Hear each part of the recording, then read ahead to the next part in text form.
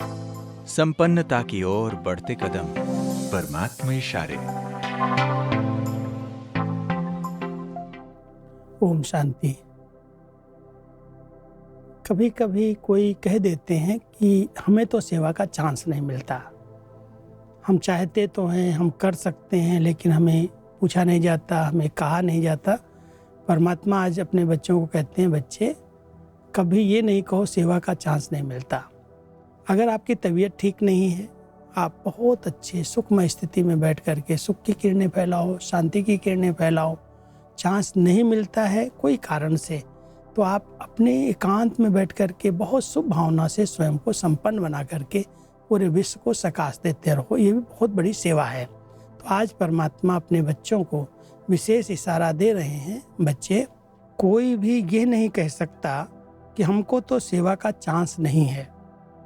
कोई बोल नहीं सकते तो मनसा वायुमंडल से सुख की वृत्ति, सुखमय स्थिति से सेवा करो।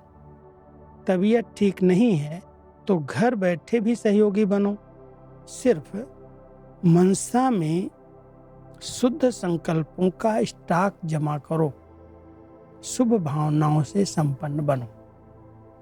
स्टॉक होगा तब तो हम बांट सकेंगे, दे सकेंगे। तो कितना अपने पास शुभ भावनाओं का स्टॉक है, शुभ संकल्पों का स्टॉक है, अगर उससे हम संपन्न हैं, भरपूर हैं, तो कोई बहाना है ही नहीं। शुभ भावनाओं की शक्तियों का दान देते चलो। अगर मान लो हम वाणी से सेवा नहीं कर पाते हैं, बोल नहीं सकते हैं, ज्ञान नहीं सुना सकते हैं, तो परमात्मा कहते अपने सुख स्वरूप सुखमय स्थिति में बैठ जाओ। जितना आप सुख के, खुशी के वाइब्रेशन फैलाएंगे, उतना अनेक आत्माओं की सेवा होगी। तबीयत ठीक नहीं है, तबीयत का भी बहाना नहीं चल सकता। अगर आपके पास शुभ भावनाएं हैं तो घर में बैठे भी, बिस्तर पर लेटे भी सकाश दे सकते हैं, शुभ भावनाओं की किरणें फैला सकते हैं।